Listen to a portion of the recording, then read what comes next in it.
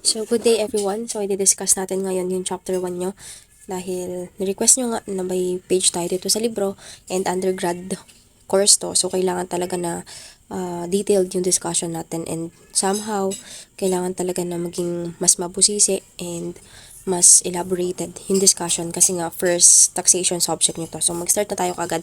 Dito sa chapter 1 natin, chapter 1 to 4, yun po yung coverage ng P1 ninyo and yung mga subsequent chapters ay sasabihin ko na lang kung ano po yung coverage. Pero expect po na yung chapter 1 to 4 ay somehow hindi po siya ganun na maraming computation. Pag yung chapter 1 to 4 po kasi is more on foundation. So, binibuild po muna yung knowledge nyo tungkol sa taxation kasi tulad nga ng sinabi ko nung face-to-face, ang taxation po at ang accounting, somehow meron po silang counting difference. Okay po. Then, so mag-start na tayo agad sa chapter 1. So, chapter 1 is about introduction to taxation. So, dito pag-uusapan natin ano ba yung taxation, bakit ba kailangan ng taxation, and ano yung mga doctrine na sinusunod, bakit kailangan pa sila sundin, and ano yung mga example. Didiscuss din natin ulit dito yung inherent powers of the state, kahit na diniscuss ko na siya ng face-to-face para sa mga hindi naka-attend and medyo struggling pa naintindihan yung topic.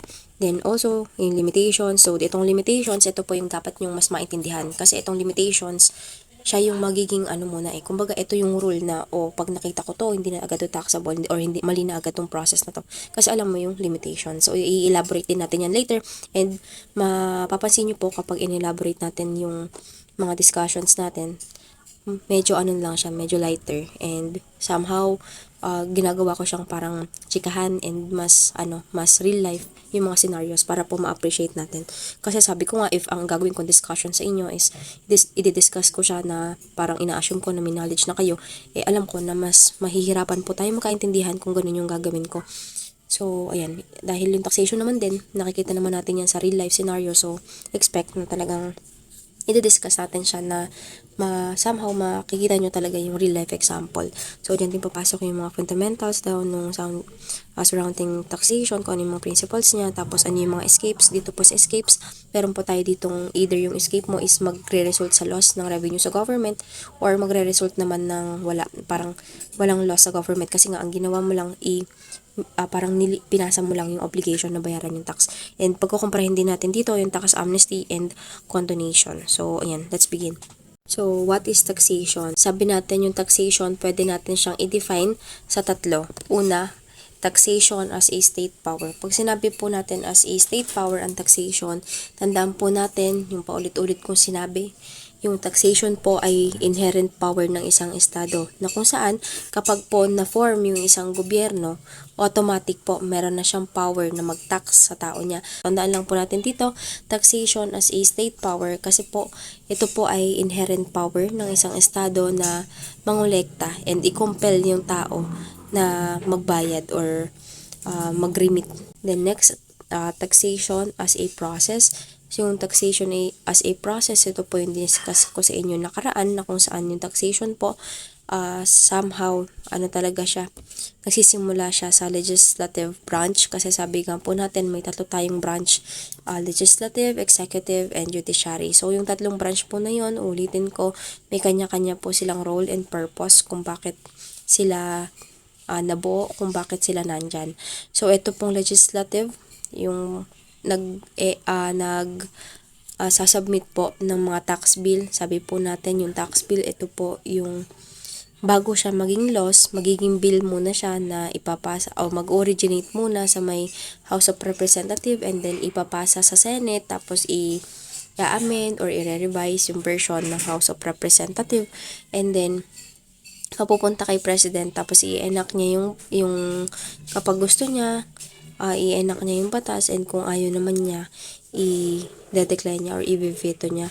So, dito sa may discussion natin, mamaya matadaanan naman natin siya. So, i-discuss ko pa siya na mas malalim and kung paano yung flow niya na diniscuss ko rin naman ng face-to-face. Pero para lang nga po sa mga hindi naka-attend and mga late nang nakapag-enroll, ito po yung discussion, okay?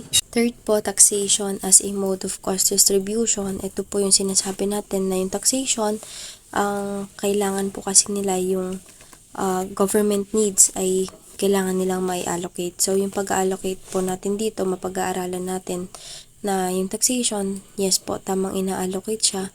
Pero yung pag-allocate po ay nakadepende sa dalawang aspeto. So, mamaya discuss din natin siya. So, ito muna theory of taxation. So, theory of taxation, ano lang naman kailangan naman nating tandaan dito pag sinabi nating theory of taxation, ito po yung bakit ba merong taxation. So, ang sagot lang naman dyan, bakit pa kailangan ng taxation?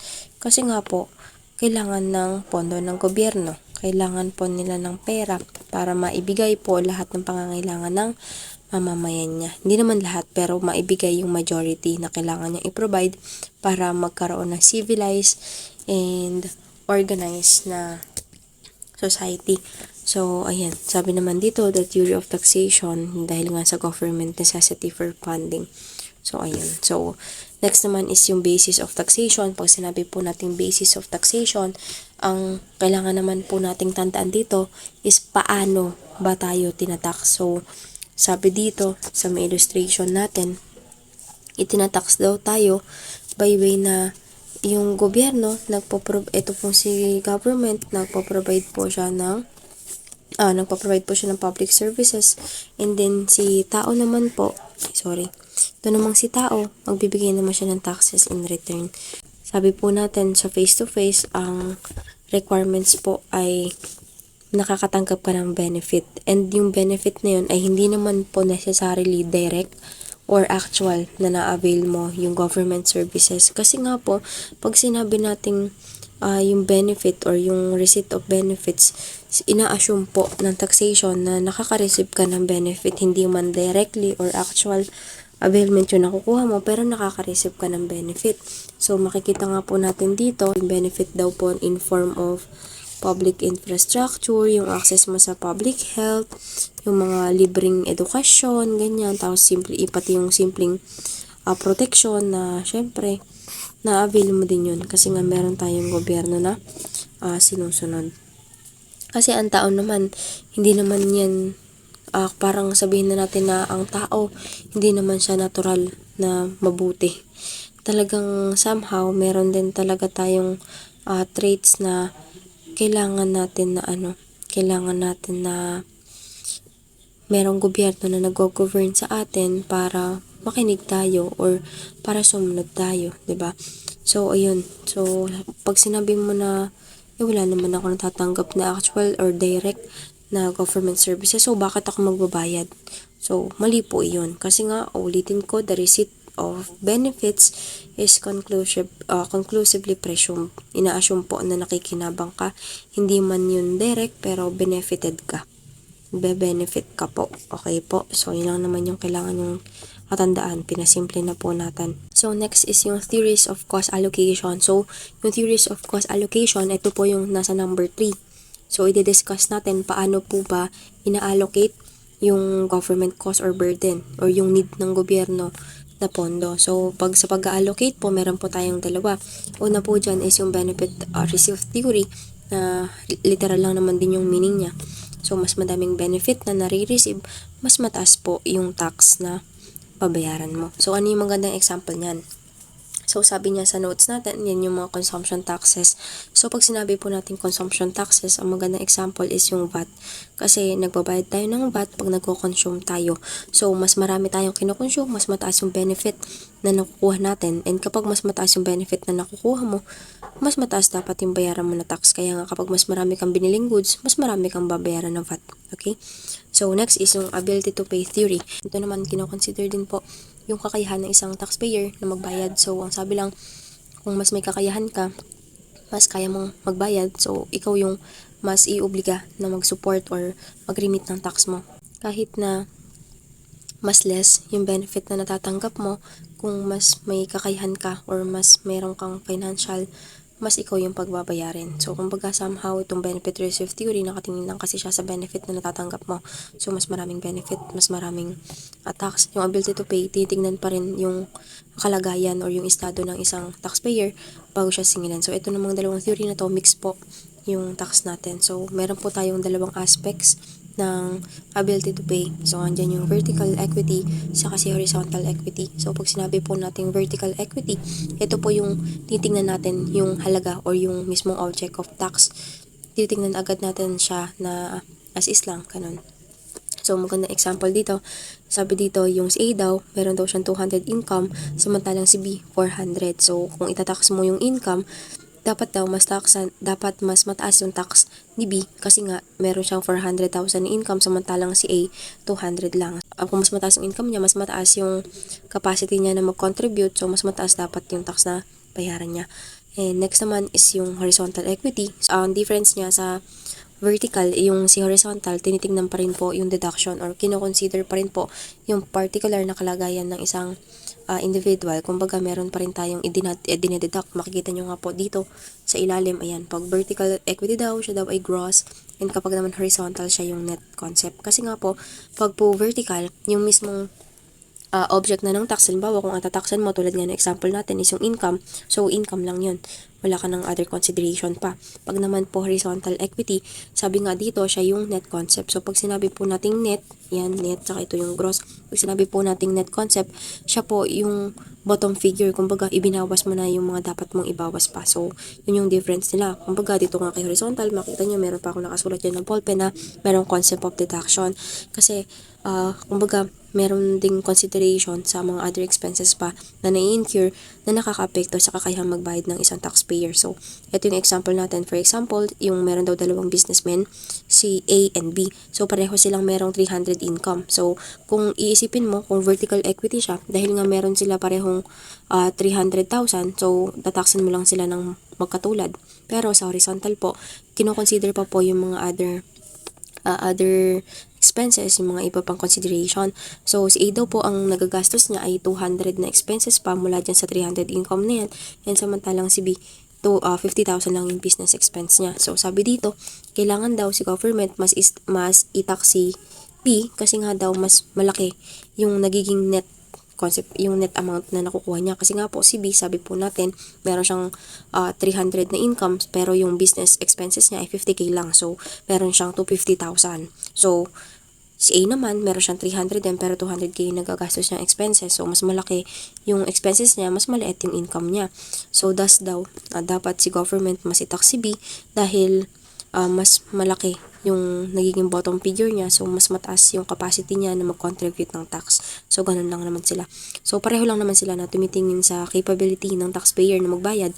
Pero si vertical kasi is kung ano yung mismong object or kung ano man mismo yung object of taxation, ipinoproportion na po siya kaagad doon. Kumbaga, wala ka ng other consideration pa. Basta si mismo object of taxation, equals na yun kaagad sa may capability niya. So, kung mas mataas nga yung object of taxation, mas mataas yung capability magbayad. Samantalang si horizontal naman, meron pa tayong other consideration. Kumbaga, dito, si A and B, merong parehong tax base or pareho silang may object of taxation, pero kino-consider pa yung particular circumstances or other considerations ng bawat taxpayer bago mag-arrive kung ano man yung itatax. So again, si vertical equity po, siya po yung gross concept. Samantala si horizontal equity, siya po yung net concept kasi may other consideration pa. So ayan, nakalagay nga dyan na sulat. Ballpen ko siya yung bottom figure kasi pinaminus muna bago natin malaman kung ano ba yung taxable sa kanya. Taxable object. Okay po. So, next naman, magpunta na tayo kaagad dito sa may page 3 pa din, the life blood doctrine. So, sinasabi lang naman ng life blood doctrine na ang taxes daw po ay mahalaga and hindi mo pwedeng alisin para makapag-continue na existence or yung subsistence ng isang gobyerno. Ibig sabihin, kung wala po ang taxes, hindi po magpa-function or hindi po gagana ang isang gobyerno. So, tandaan nyo po dyan, lifeblood, parang siya yung dugo para mabuhay kasi parang tao. Hindi ka mapubuhay kung wala kang dugo and kung halimbawa naman mga machine, parang kang fuel na hindi aandar kung wala kang gasolina or wala kang charge kung sakaling electric ka, diba? So, ayun. So, yun lang naman yung sinasabi dyan na yung gobyerno po, kailangan po talaga ng pondo para mag-function siya or para maibigay niya po yung need ng nasasakupan niya or para ma-serve niya yung dapat niyang i-serve sa tao niya. Kasi kung wala po siyang collection, saan siya kukuha din ng finance ng mga ng mga projects niya, ng mga dapat niyang gawin, paano niya ma-execute yun kung wala siyang pera. Okay po. So, punta tayo sa page 4. So, sabi dito, implication of the life blood doctrine in taxation. Number 1 po dyan is tax is imposed even in the absence of a constitutional grant. So, sinasabi lang dito na yung tax po natin, ma-i-impose po siya kahit po walang constitutional grant. Bakit po? Kasi po yung tax po natin ay paulit-ulit ko din sinabi to no, face to face, ang tax po is inherent power. Sabi nga dito sa may number 1 natin, di ba? Ang taxation po ay state power na inherent. So, inherent po siya. Regardless kung may constitutional grant o wala, may impose po siya. Okay po? Then, next naman, claims for tax exemption are construed against taxpayer. So, tandaan nyo lang po ito na kung sino po yung magbe-benefit, siya po yung may burden of proof. Siya yung dapat na magpatunay. So, for example, nandito nga claims for tax exemption. Sino po ba ang makikinabang pag exemption? Pag sinabi po natin exemption, hindi ka na po itatax. So, ang makikinabang dyan is si taxpayer. So, kung si taxpayer makikinabang, siya yung may burden of proof na magpatunay na talagang meron nga siyang tax exemption. Dapat niya i-cite kung ano man yung tax exemption law na nagsasabing exempt siya. Kailangan niyang patunayan. So, yan, pag-aaralan din natin yan sa gabing dulo ng chapter 1 natin. Kasi, yung kabaliktaran naman yan is yung kung sakali daw na nagkiklaim ka na meron kang tax loss. So, kung tax loss, ang magbe-benefit po niyan si government kasi siya yung mangongolekta, siya yung mag-impose ng tax. And kung sakaling siya po yung magbe-benefit doon kasi siya nga yung mag-impose ng tax, nasa kanya po yung burden of proof na patunayan na meron talagang legal basis yung pag-impose niya ng tax sa'yo. So, ganun lang po yun. Pag-aralan pa naman natin yan. Pero somehow common sense siya na kung basta tandaan niyo po kung sino yung magbe-benefit, siya yung may burden of proof. Siya yung dapat magpatunay. Then, pangatlo, the government reserves the right to choose the object of taxation. Sinasabi lang naman natin dito na si government, pwede niyang i-tax kahit ano. So, nandito, tingnan natin yung nasa may page 6 yata to. Ayan, page 6. Sabi dito, yung taxation daw ay comprehensive. Pag sinabi po natin comprehensive, kahit ano po, pwede po niyang i-tax. And from that information or knowledge, masasabi natin na kahit na ano yung gustong piliin ni government, pwede niyang i-tax. Pero syempre, meron pa naman tayong mga limitation. So, mamaya di-discuss natin yan. Basta tandaan nyo, si government po, nare-reserve niya yung right na mamili kung ano man yung object, kung ano man yung gusto niyang i-tax. Okay po?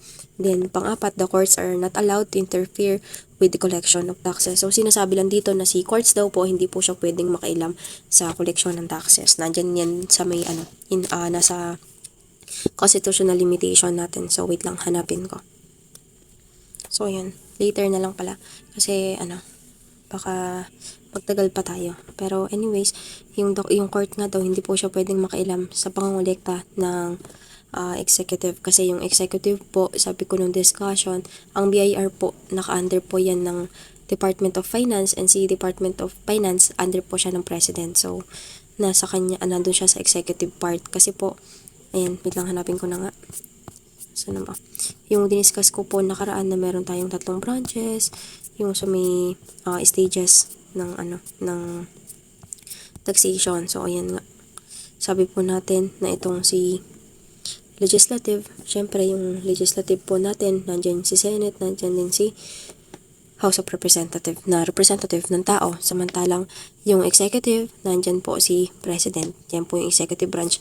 Tapos makikita natin yung executive na yan, si President po under niya si Department of Finance. Tapos si Department of Finance under niya yung dalawa, si BIR saka si Bureau of Customs. So ayun. Tapos yung judicial, yung isa nating branch, ito yung mga judge, yung mga nasa korte. So, ayun, balik po tayo sa discussion.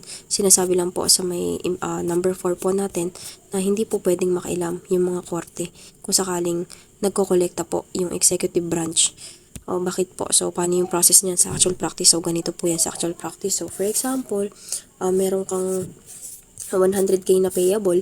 Yung 100k mo po na payable na yan, kunwari si taxpayer sinasabi na wala naman kasi akong dapat bayaran ng 100k na yan eh. So, mag-petition ka kay BIR. And kung hindi ka lumusot kay BIR, pwede kang pumunta sa Court of Tax Appeals or mga korte, or kung pa rin, punta ka sa Supreme Court, ganun. So, nasa portier nyo pa naman yan kung paano mag-tax remedies. Pero, yun nga, kung sakali na gusto mong sabihin, itong 100k na to, hindi mo dapat bayaran. So, pwede ka pong mapunta kay judicial. Pag sinabi po natin judicial, ito nga po kako yung mga korte natin. So, sinasabi lang po sa implication number 4, bawal po na makialam yung korte sa pangungulekta mangolekta ng BIR. So ano po yung example nun? Halimbawa, itong 100k na to, kinokolekta na ng BIR kay taxpayer, hindi po pwedeng sabihin ng judicial na, oh, yung 100k na yan, BIR, hindi mo yan pwede mo nang kolektahin kasi meron pa sa akin nakapending na case kasi yung taxpayer na yan, nagreklamo sa may korte. So, ayan, si korte, hindi po pwedeng sabihin yun. Kasi po, ang sabi po natin, ang branches po ng government ay may kanya-kanyang purpose, may kanya-kanya pong roles.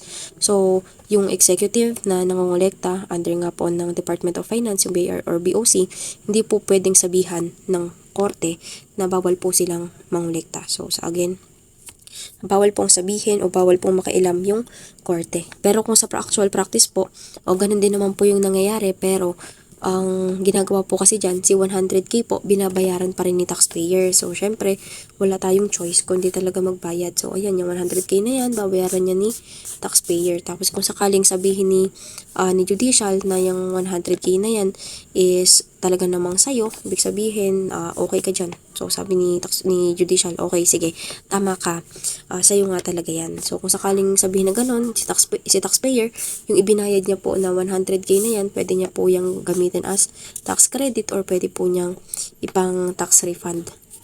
Yung refund po na yan, nandiyan po yung 2 years na kailangan mapa-refund mo. Pag-aral nyo po yan sa 4th year. Pero, ang usual po kasi na ginagawa natin, pinapa-tax credit na lang, saan binibigyan na lang po ng certificate, itong si taxpayer na meron siyang demand na due and demandable na claim sa gobyerno, na kung saan yung tax credit niyan, halimbawa kung meron kang tax due na na 50,000, bawaan na lang 200k yung tax due mo, so yung tax credit niyan, pwede mo pong ipang-less dun sa may utang mo, ayan. Tapos, 100k na lang yung babayaran mo. Ganun po kasi yun sa actual practice. So, ayan. So, again, kapag po nasabi na talagang itong si taxpayer, kanya po talaga yon. So, i-refund nga po kay taxpayer by, tax credit or tax refund. Yun. So, kung sakali naman sabihin ng judicial na hindi, tama lang yung assessment sa'yo, dapat mo talagang bayaran yung 100k na yan. So, si taxpayer, walang choice.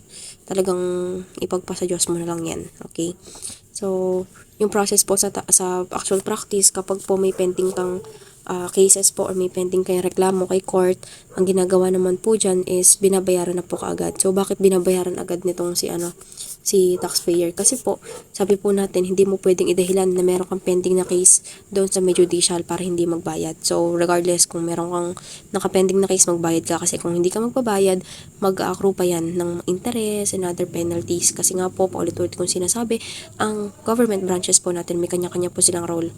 So, sa actual practice, pinagbabayad muna si taxpayer. Tapos, yung subsequent na lang, depende na lang sa magiging desisyon ng korte kung kung ma-approve o hindi. So, basta magbayad muna. Yun muna yung sa actual practice. Magbayad ka muna para maiwasan mo pa yung mga penalties na may impose. At least nga, kasi kung sakali na nagbayad ka, ita-tax credit mo na lang. And tandaan po pala natin, parang hindi ko siya na-discuss sa face-to-face, na kung halimbawa nga, ayan, na-approve nga itong na-approve nga itong demand mo. Ibig sabihin, ibabalik nga sa'yo as a tax credit or a refund yung binayad mo. Tandaan po natin na sa government, hindi po nag-i-interest yan. So, yung 100k mo, 100k pa rin yan. Hindi mo pwedeng sabihin na, bakit kapag hindi ako nagbayad, mag-i-interest, samantalang kapag nagbayad ako, hindi ako bibigyan ng interest ng gobyerno. So, tandaan po natin, hindi po nag-i-interest yung claim po natin sa gobyerno. Yung 100k ngayon, 100k pa rin siya. Sa susunod na panahon, kapag nasabi ng, may legal basis naman yung pagsabi mo na hindi ka talaga taxable. Okay? So, move on na tayo doon. So, ulitin ko lang, yung korte po hindi po pwedeng makailam pag nangongolekta po yung executive. Specifically and usually, yung BIR. Okay po? So, number 5 in income taxation. So, dito na natin makikita yung somehow difference ng mga rulings sa mga income tax saka sa accounting. Unang-una na nga dyan, yung income received in advance is taxable upon receipt. So, ibig sabihin, kapag po yung sales, naka-receive na tayo agad ng collection kahit hindi pa natin na perform yung performance obligation natin, magiging taxable na siya, i-recognize na agad siya as income. So, tandaan po natin, ito yung difference niya sa accounting. Kasi po sa accounting, kapag meron po tayong income na na-receive in advance, inalagay muna natin siya sa may unearned income. Tapos yung unearned income na yun is nagiging liability account mo na siya, hindi pa siya nagiging income. So, sa taxation po, kapag po na-receive in advance, magiging taxable na po siya kaagad. So, second is yung deduction for capital expenditures and prepayments is not allowed. So, yun yung kaibahan niyan, di ba? Ang daya ng BIR. Kasi kapag po yung income na-receive mo in advance, magiging taxable na siya. Pero kapag naman daw po yung mga expenses natin is binayaran natin in advance or nagkaroon tayo ng malaking expenditure, hindi daw po natin yun pwedeng i-claim ng buo. So, ano po yung example natin? So, punta tayo ulit dito. So, for example, meron kang biniling, wait yata yung marker. Kung halimbawa may binili kang 100k na na machine, template naman ng 100k. Sorry, inflation. Siguro mga 100M. Kung halimbawa may binili kang machine na 100M, yung machine mo po na 100M ay meron po siyang useful life na 10 years. Yung 10 years po na yan, dapat ang claimable lang po as depreciation sa may capital expenditure na yan ay yung mismo every year lang. So, magkano to? 10 million din. So, yan, 10 times 10, 100. So, ayun. So, ano po yung 10 million na yan? So, tandaan po natin na ganito po yung structure niya. So, meron po tayong sales. Yung sales po na yan, inclusive na nga po dyan yung mga advances. Tapos, i-less po natin yung COGS kung sakaling merchandise siya. Or yung cost naman, cost of sales. Kung sakaling service siya. Tapos, mag-arrive na tayo sa may gross income. So, yung gross income niyan, dededakan natin ng deduction. Kasi nga, deduction siya, pang bawas. So, yung deduction na yan, yan naman po yung tinatawag natin na OPEX sa may accounting. Then, mag-arrive na po tayo sa may taxable income. So, ayun, medyo nabitin pa pala ako. Yan, taxable income. Kaya, TI, ang pangit ng sulat ko. So, ayan. Kainis naman. So, anyway, basta yan yung taxable income. So, ganito po yung deduction. Yung 10M po na yan po yung depreciation expense na sinasabi natin sa accounting, and yung 10M na yan lang po ang pwedeng maklaim dito. So, bakit po ba kasi?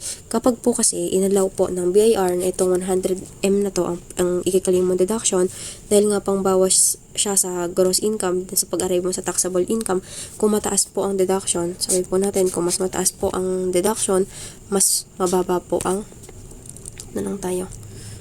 So, kung sakali po na mataas po ang deduction, mas mababa po yung magiging taxable income. And the higher to, mas mababa ito. And kung sakaling mababa po ang taxable income, mas mababa rin po ang collection. Kaya nga po sinasabi dito sa may discussion natin na kapag daw po yung capital expenditures and prepayment ay inalaw po natin, mag-result daw po siya sa madi-defer daw po yung collection ng income tax or collection ng tax. Kahit sa naman po, ganyan naman po talaga yung nangyayari. So, ayun. So, sana naging clear siya. So, again, hindi po pwede na i-claim mo yung buong 100M dahil mas bababa po yung taxable income mo. So, bababa po yung income ng government. Pero, kung sakali naman na sales siya, andyan din po yung advances kasi itatax na po siya kaagad. Kasi nga, meron ka ng ability na magbayad. Okay? So, ganun lang naman siya kasimple.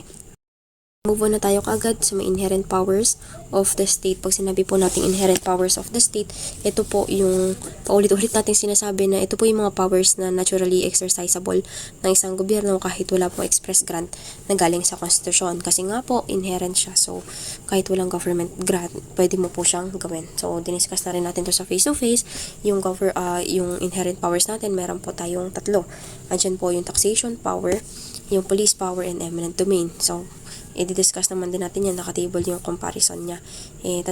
Tandaan lang po natin, pag taxation, ito nga po yung meron tayong mandatory imposition, tapos mandatory din po yung compliance na dapat na gawin ng taxpayer. Kapag naman po police power, ito po yung nag-enact tayo ng batas para po maprotektahan yung general welfare or yung well-being ng mga tao. Then yung eminent domain, ito po yung power ng isang estado na kukuha po siya ng private property, then babayaran niya po yun, then yung property na nakuha niya, igagamitin niya po for public use. So, tandaan lang po natin naka-note ng ballpen. So, I'm so sorry na agad. Yung mga note ko kasi niyan ay mga nakuha ko sa kung saan sa sources nung nag-aaral pa ako. So, police power may be used to implement the taxation power. So, yung police power daw po pwedeng gamitin para ma-implement yung taxation power. So, ano yung maganda po yung example niyan? alam nyo sa businesses, meron ano yan, merong mga nagta-tax map. Pag sinabi natin tax map, yung bigla na lang pupuntahan ni BIR. Halimbawa, magiging ano siya, magiging mystery shopper. Parang gano'n natin tawag.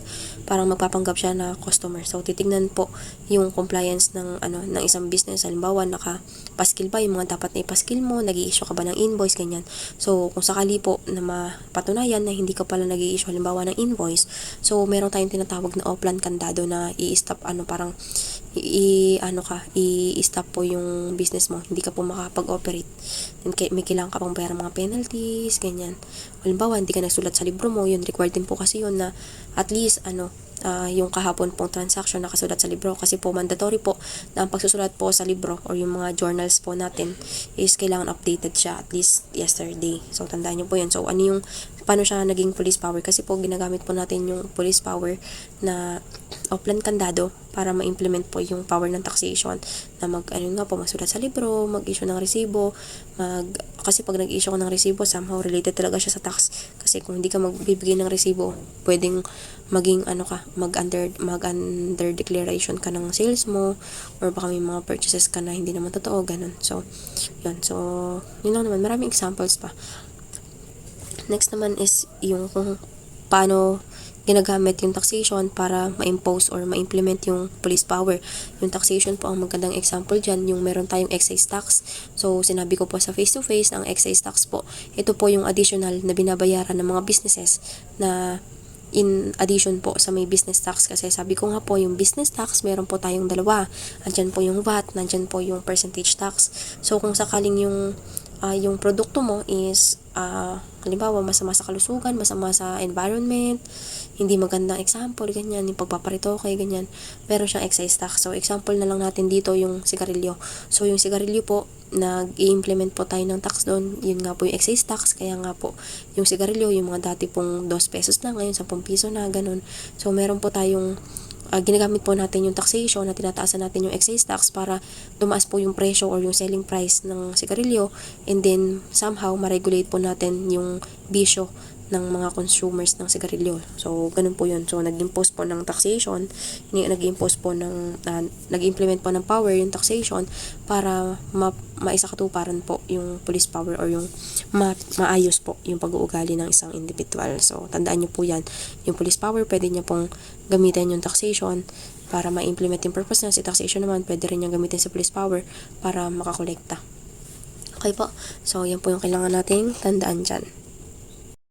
Na tayo kaagad sa may comparison ng tatlong powers of the state. So, ayan, makikita nyo sa taas, meron nga dyan, may expropriation law para makuha property.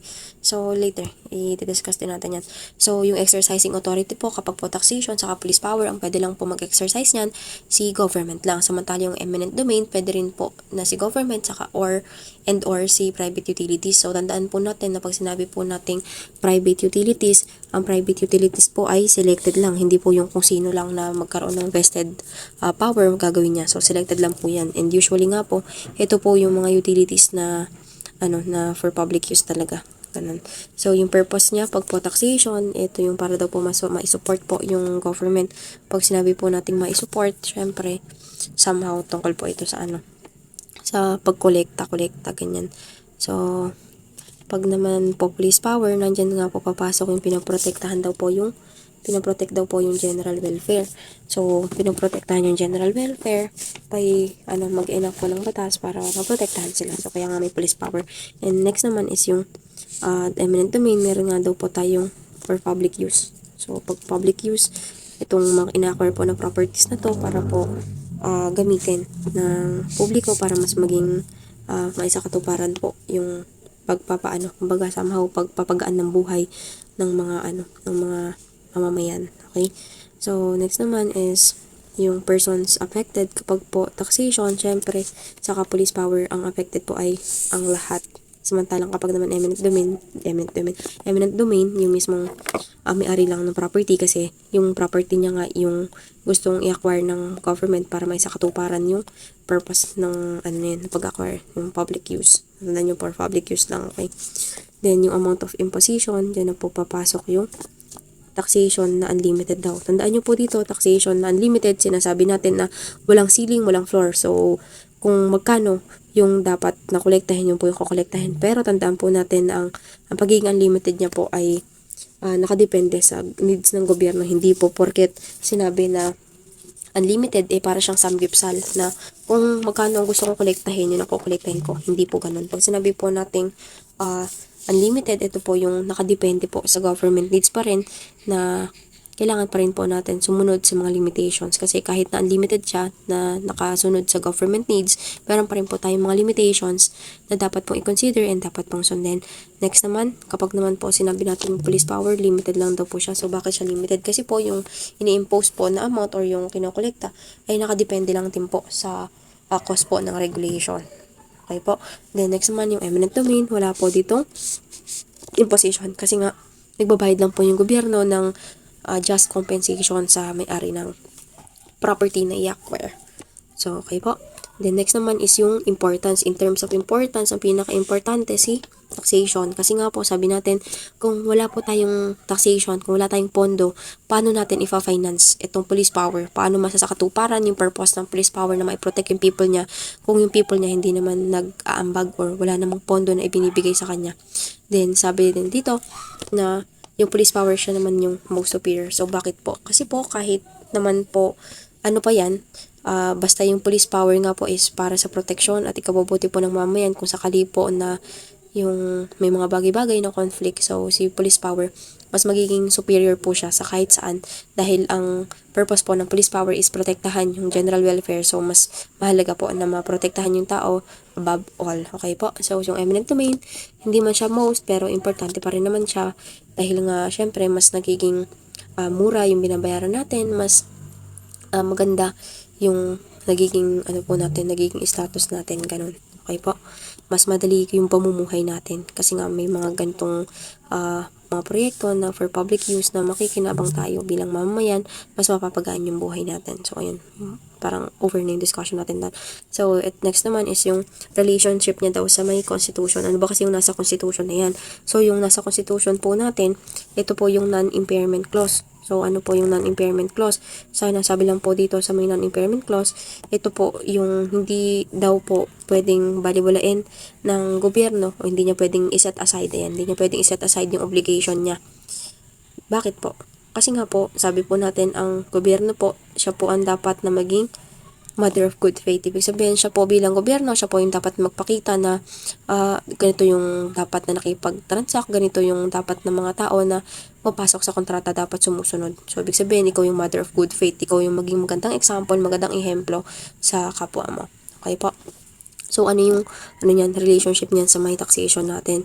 So, pag sinabi po natin na relationship, kapag po taxation, ang relationship niya ay inferior kasi po, hindi po pwede na dahil sa power to tax, hindi mo po susundin yung kontrata mo. So, sinasabi lang po dito, inferior po yung taxation na hindi po niya pwedeng iset aside or baliwalain yung kontrata dahil lang nagtatax siya. So, for example po, kung halimbawa meron pong ganito, ito na lang, baka medyo maguguluhan kayo. So, for example po, meron pong need i-collect si government kay taxpayer, tapos hindi niya po pwedeng sabihin na i-offset na lang. So, ganito po yan. Halimbawa, si taxpayer, meron po siyang utang na 100k. Tapos, ito po si taxpayer, yan si taxpayer, ito si government. So, sabi ni government kay taxpayer, deliveran mo naman ako ng gasolina kasi yung business ni taxpayer is gasolinahan. Babayaran kita ng 500k. Ayan, 500k. Hindi na about 500k. So, si taxpayer naman, syempre, dahil nga mabait siya, gobyerno yan. Baliktad pala araw ko. Ayan, ganito pala. Ayan. So, dahil nga mabait siya, magbibigay siya ng gasolina. So, magbibigay ng gasolina si taxpayer. So, kung sinasabi po natin na inferior po yung power to tax is, kung halimbawa, may kontrata po sila na 500k, bawal po niyang sabihin na yung 500k mo na yan dahil may utang ka sa akin na 100k, i-offset na lang natin. So, ang mangyayari, 500k less po yung 100k na ito, 400k na lang yung babayaran ko. So, sinasabi lang po natin doon na hindi po pwede na, hindi po pwede na i-offset yung, na hindi susundin yung kontrata dahil lang, dahil lang merong utang sa'yo, dahil merong kang power to tax. Ganun. So, bawal po. Inferior po ang taxation sa may konstitusyon. Kailangan po niyang sundin kung ano man po yung obligation niya sa kontrata at hindi niya pwedeng iset aside yun dahil lang sa power to tax. So, ang difference po niyan, kung yung taxation po is inferior, ito pong si police power saka si eminent domain is superior. Bakit po? Kasi yung constitution po natin ay pwede pong iset aside yung government or pwedeng masunod po yung purpose na gusto ng police power sa ng eminent domain basta po para sa general welfare and para po sa public use. Basta po sa ikakabuti ng mamamayan, pwede pong hindi sundin yung constitution. Okay? So, yun lang. Marami naman kayong example na makikita niyan in the future. So, yun na lang muna itandaan nyo. Inferior po ang taxation, samantalang superior po ang eminent domain sa kayong police power. So, dito po, may limitation ba ang taxation? Yes po, meron po.